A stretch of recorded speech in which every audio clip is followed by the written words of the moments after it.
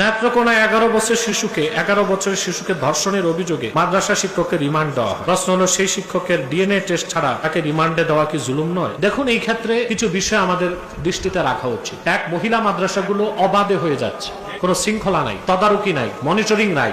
এই জন্য মহিলা মাদ্রাসাগুলোতে অনেক অঘটন ঘটছে না। আমার দৃষ্টিতে মহিলা মাদ্রাসা দরকার আছে, তবে তা আবাসিক না, অনাবাসিক। গার্ডিয়ান তার মেয়েকে নিয়ে যাবে, যথাসময়ে নিয়ে আসবে। যে ন্যাক্কারজনক ঘটনাটা ঘটেছে নেত্রকোনায়, শরীয়তের দৃষ্টিকোণ থেকে সাক্ষী প্রমাণে এই মাদ্রাসা শিক্ষক যদি অভিযুক্ত হয়, আমরা তার সর্বোচ্চ শাস্তি মৃত্যু চাই।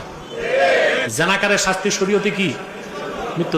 আর সে যেহেতু বিবাহিত, অতএব এই অপরাধে তার আমরা মৃত্যুদণ্ড চাই। দেখার বিষয় আসলেই সে অপরাধী কিনা এটা দেখতে হবে। দেখো, ভালো করে খতিয়ে দেখতে হবে আসলেই সে অপরাধী কিনা। সে নিরপরাধী হয়ে থাকে আর তাকে জুলুম করা হয়, সেটাও তো বিচারের নামে প্রহসন ছাড়া আর কিছু নয়। কিন্তু আমাদের দেশে নেত্রকোনার এই ঘটনাটা নিয়ে মিডিয়া ট্রায়াল খুব বেশি হচ্ছে। সাংবাদিকরা যেন আর কোনো কাজ নাই, সব এখন নেত্রকোনার ওই মহিলা মাদ্রাসার শিক্ষককে নিয়ে পড়ে যাচ্ছে। কেন? এরকম ঘটনা তো ঢাকা বিশ্ববিদ্যালয়েও ঘটে, কলেজ ভার্সিটিতেও ঘটে। কিছুদিন আগের ঘটনা, ঢাকা বিশ্ববিদ্যালয়ের এক ছাত্রী, সে এক হিন্দু শিক্ষকের সাথে বিশ্ববিদ্যালয়ের পরকীয়ায় জড়িয়ে যায়। পরে হিন্দু শিক্ষক এটাকে বাদ দিয়ে আরেকটাকে ধরছে। দুঃখে কষ্টে এই মেয়েটা আত্মহত্যা করছে। তো ওই যে শিক্ষক, হিন্দু শিক্ষক, ভার্সিটির শিক্ষক এই ন্যাক্কারজনক অপকর্ম করলো, এটা নিয়ে মিডিয়াতে কোনো কথা নাই কেন?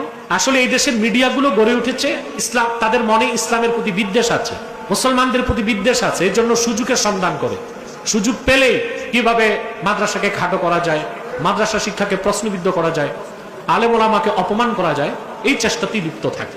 নেত্রকোনার ওই মাদ্রাসা শিক্ষক যদি জেনার কাজে, ধর্ষণের কাজে অভিযুক্ত প্রমাণিত হয়, আমরা তার তাই। কিন্তু দেখার বিষয় হচ্ছে আসলে সে একাই অভিযুক্ত না অন্য কারো সম্পর্ক মেয়ের সাথে ছিল। আমরা শুনতে পাচ্ছি মেয়ে তার নানার কাছে থাকতো, অথবা এটাও তো দেখার বিষয়। আপনারা কি বুঝলেন বলেন?